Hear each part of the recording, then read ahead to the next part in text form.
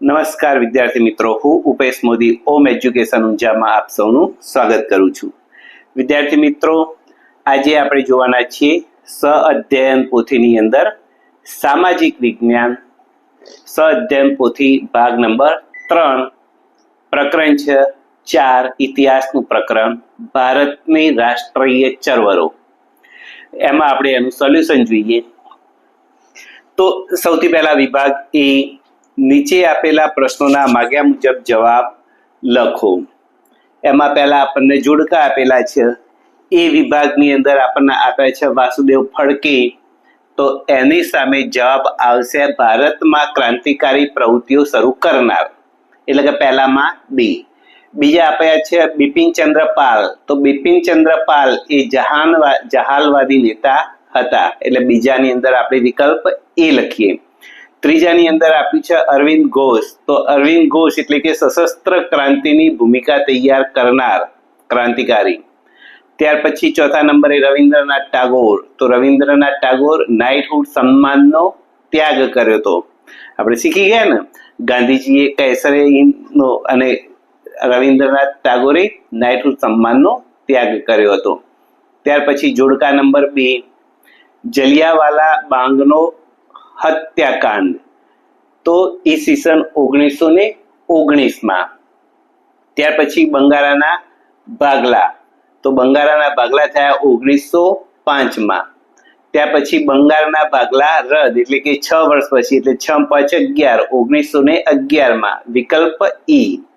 Number 4, ચૌરી ચૌરાનો બનાવ, ચૌરી ચૌરાનો બનાવ હતો 1922માં, એટલે જવાબ આવશે બી.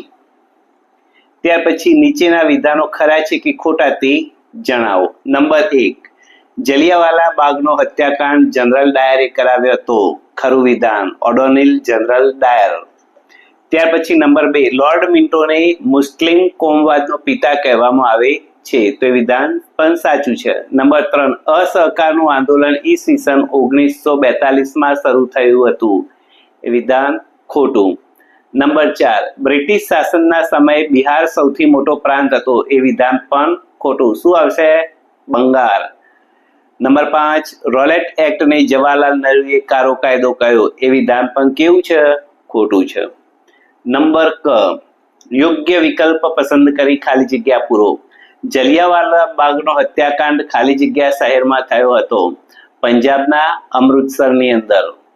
નંબર 2, બંગાળના ભાગલા ખાલી જગ્યાએ પાડ્યા હતા, તો લોર્ડ કર્ઝન.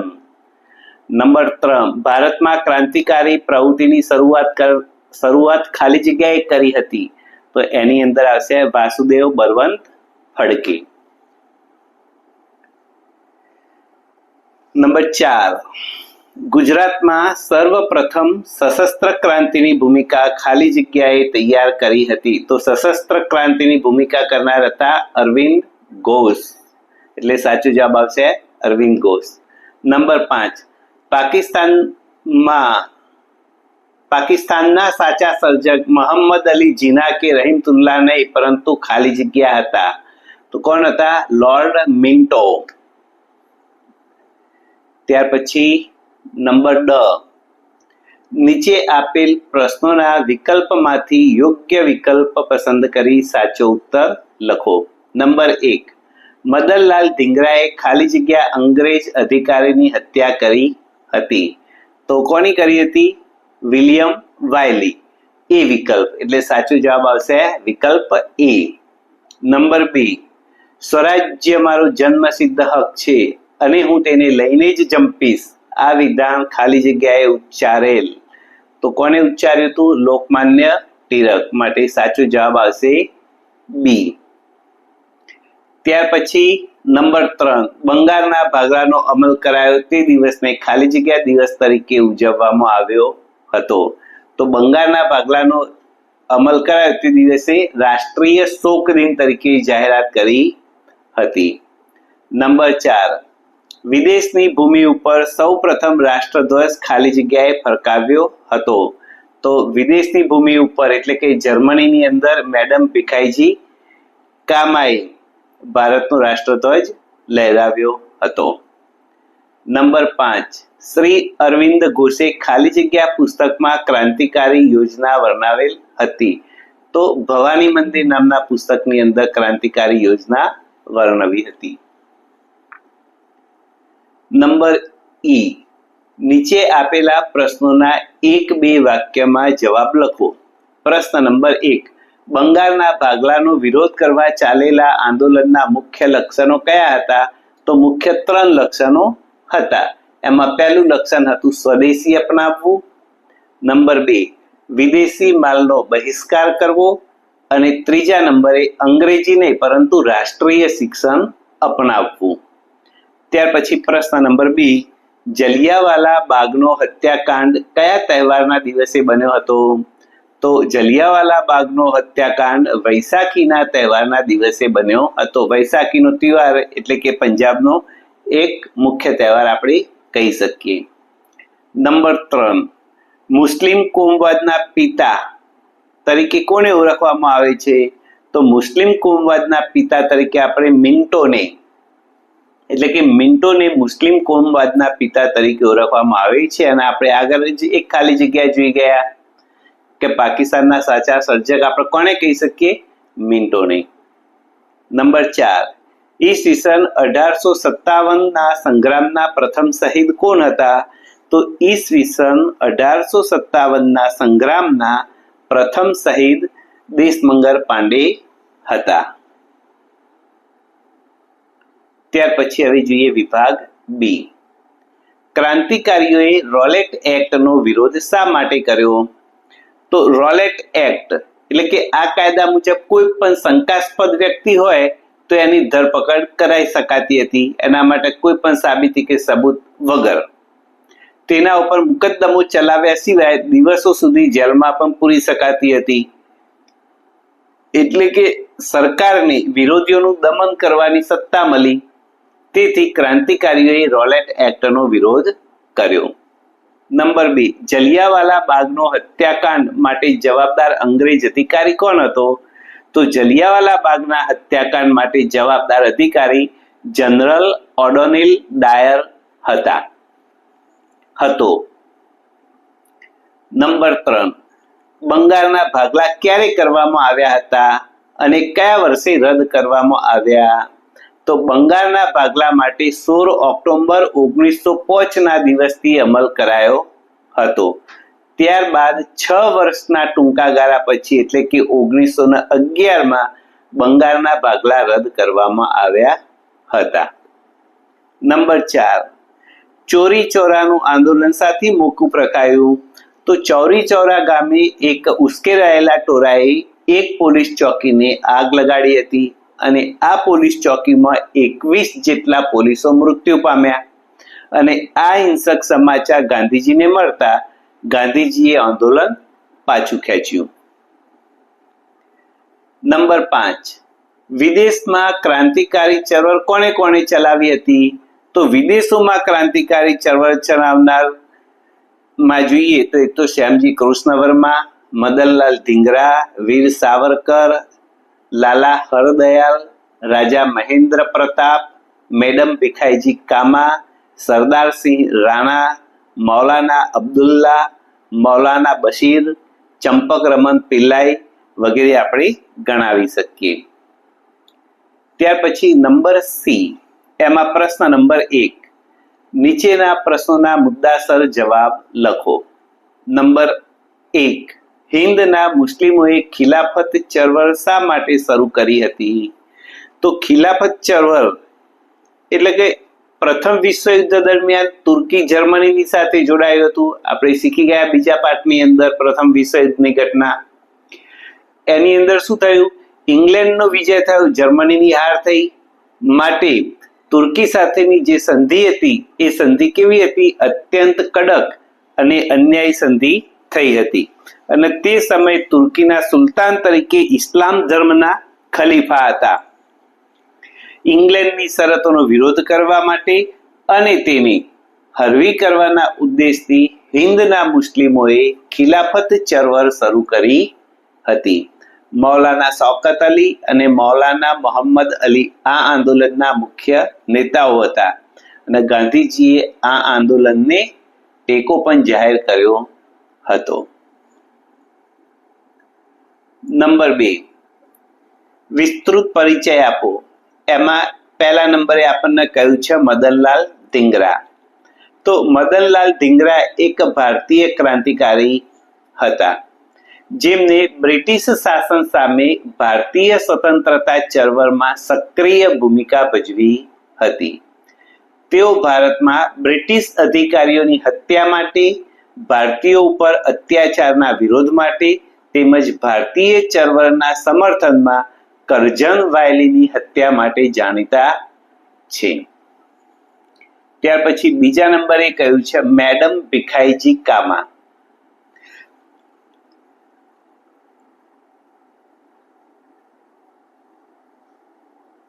તો મેડમ ભીખાઈજી કામા ભારતીય સ્વતંત્રતા સંગ્રામના એક અગ્રણી મહિલા ક્રાંતિકારી હતા. તેમને ભારતીય ક્રાંતિના માતા તરીકે પણ ઓળખવામાં આવે છે. તેમને વિદેશમાં રહીને ભારતની આઝાદીની લડતને વેગ આપ્યો હતો. 22 ઓગસ્ટ 1907ના દિવસે જર્મનીના સ્ટુઅર્ટગાર્ડ શહેરમાં તેમને સૌ પ્રથમવાર ભારતીય ધ્વજ લહેરાવ્યો હતો. ત્યાર પછી નંબર 3 મંગલ પાંડે. તો મંગલ પાંડે ભારતના પ્રથમ સ્વાતંત્ર્ય સંગ્રામ એટલે કે જે 1857નો વિપ્લવ થયો તેના એક મહાન શહીદ અને ક્રાંતિકારી હતા. માટે આપણે એમ કહી શકીએ કે અંગ્રેજો સામે લડનાર સર્વપ્રથમ ભારતીય શહીદ કોણ હતા?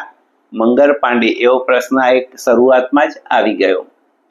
તેમનો જન્મ 19 જુલાઈ 1827ના રોજ ઉત્તર પ્રદેશમાં થયો હતો. તેમનું બલિદાન ભારતના સ્વાતંત્ર્ય સંગ્રામની ચિંગારી બન્યું અને સમગ્ર દેશમાં અંગ્રેજો સામે વિદ્રોહ ભડકાવવામાં મહત્વની ભૂમિકા ભજવી હતી. નીચેના ક્રાંતિકારીઓને ઓળખી તેમના વિશે 2 વાક્યો લખો. તો પ્રથમ જે ફોટો આપ્યો છે એ ફોટો કોનો છે? ચંદ્રશેખર આઝાદ. અને એમના વિશે 2 વાક્યો લખવા હોય તો આપણે લખી શકીએ કે ભારતના મહાન ક્રાંતિકારી હતા. તેમને હિન્દુસ્તાન સોશિયાલિસ્ટ રિપબ્લિકન એસોસિએશનની સ્થાપના કરી હતી અને અંગ્રેજો સામે બહાદુરીપૂર્વક લડ્યા હતા. ત્યાર પછી કહ્યું છે રામપ્રસાદ બિસ્મિલ્લા, એટલે કે બીજો ફોટો જે આપ્યો છે તો એ પણ ભારતના મહાન ક્રાંતિકારી હતા. બીજું વાક્ય કહેવું હોય તો આપણે કહી શકીએ કાકોરી કાંડના મુખ્ય નાયક રામપ્રસાદ બિસ્મિલ્લા હતા. ત્રીજા નંબરે આપણે કહી શકીએ સરફરોશી કી તમન્ના અબ હમારે દિલ में है, એટલે કે સરફરોશી કી તમન્ના જેવી ક્રાંતિકારી કવિતાઓ પણ તેમને રચી હતી.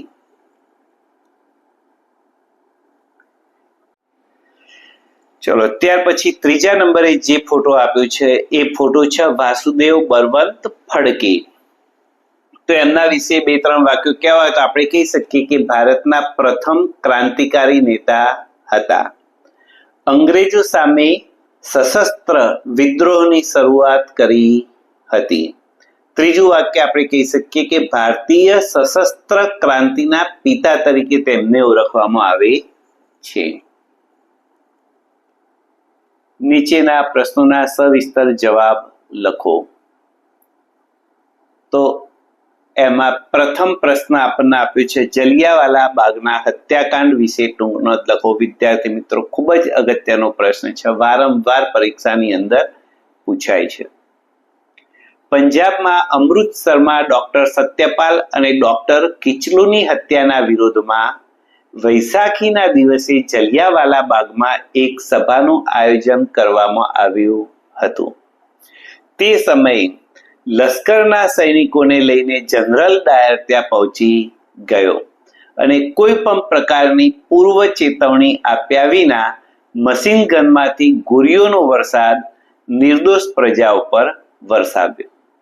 ચારે બાજુ ઊંચી દિવાલો અને વચ્ચે એક અવાવરૂ કૂવો અને બહાર નીકળવાનો એક જ સાંકડો માર્ગ હોવાથી સંખ્યાબંધ લોકો ગોળીબારનો ભોગ બન્યા હતા. સરકારી અહેવાલ મુજબ એટલે કે અંગ્રેજોના મત પ્રમાણે 379 લોકો માર્યા ગયા અને 1200 લોકો ગવાયા, જ્યારે કોંગ્રેસના મતે 1000 લોકો માર્યા ગયા હતા. આ હત્યા વિરુદ્ધ તપાસ કરનાર હન્ટર કમિશને, એટલે કે આ કમિશન પણ અંગ્રેજોનું જ હતું, હન્ટર કમિશને જનરલ ડાયરનો બચાવ કર્યો અને અજાણતા થયેલી પ્રામાણિક ભૂલ તરીકે બચાવ કર્યો. જનરલ ડાયર ઇંગ્લેન્ડ પરત ફર્યો ત્યારે 2000 પાઉન્ડ અને તલવાર આપી ઇંગ્લેન્ડમાં તેનું સન્માન કરવામાં આવ્યું અને આ ઘટનાથી ગાંધીજીને જે અંગ્રેજો પ્રત્યે જે થોડી ઘણી પણ શ્રદ્ધા હતી એ શ્રદ્ધા ડગમગી ગઈ.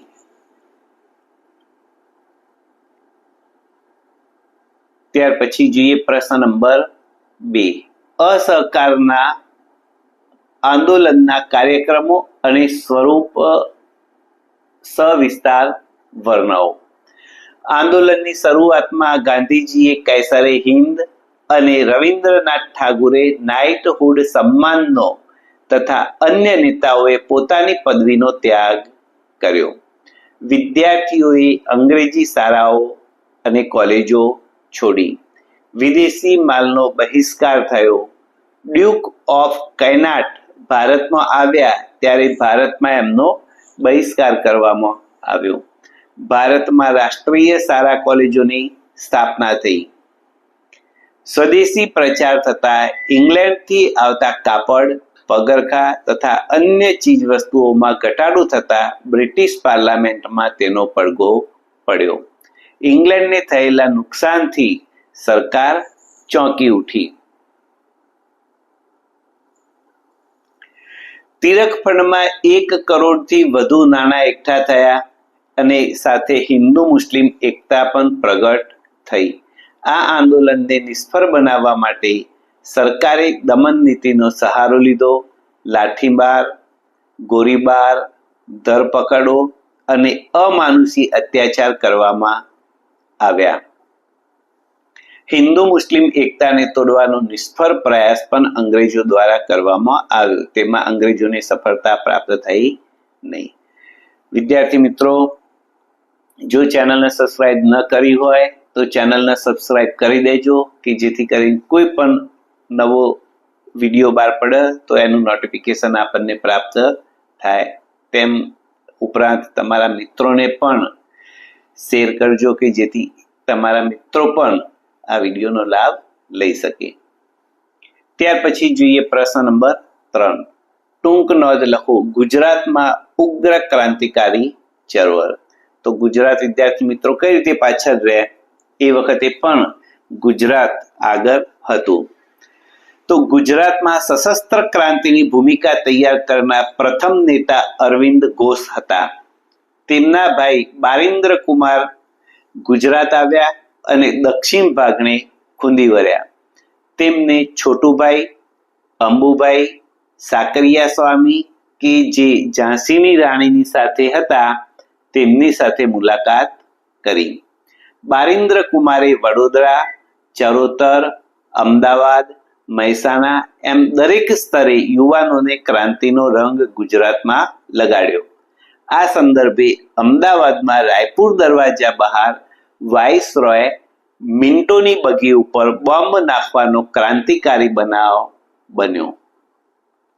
અરવિંદ ઘોષે ભવાની મંદિર નામના પુસ્તકમાં ક્રાંતિની યોજના બનાવી. તેનો ગુજરાતીમાં અનુવાદ થયો અને દક્ષિણા સામયિકમાં તે છપાઈ. ક્રાંતિની યોજનાનો વિચાર ફેલાવવા માટે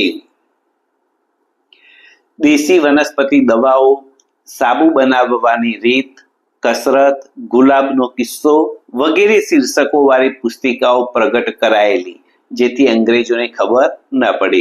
એટલે કે વિદ્યાર્થી મિત્રો, પુસ્તકનું સામયિકનું નામ હોય સાબુ બનાવવાની રીત અને અંદર ગુજરાતીમાં આપી હોય બોમ્બ બનાવવાની રીત, જેથી કરીને અંગ્રેજોને ખબર પડે નહીં. આ પુસ્તિકાઓમાં બોમ્બ બનાવવાની રીતો પણ હતી. ચાંદોદ કરનાલી પાસે ગંગનાથ વિદ્યાલયની સ્થાપના કરવામાં આવી અને તેમાં ક્રાંતિકારી પ્રવૃત્તિઓ ચલાવવામાં આવી હતી.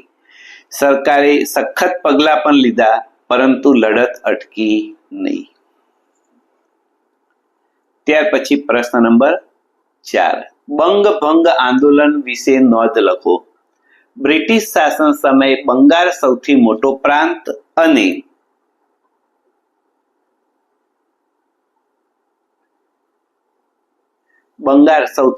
પ્રાંત અને રાષ્ટ્રીય ઉત્તેજનાનું કેન્દ્ર હોવાથી ભાગલા પાડો અને રાજ કરો નીતિ અન્વયે વાઇસરોય કરઝને બંગાળના પૂર્વ બંગાળ અને પશ્ચિમ બંગાળ એમ 2 ભાગ પાડ્યા.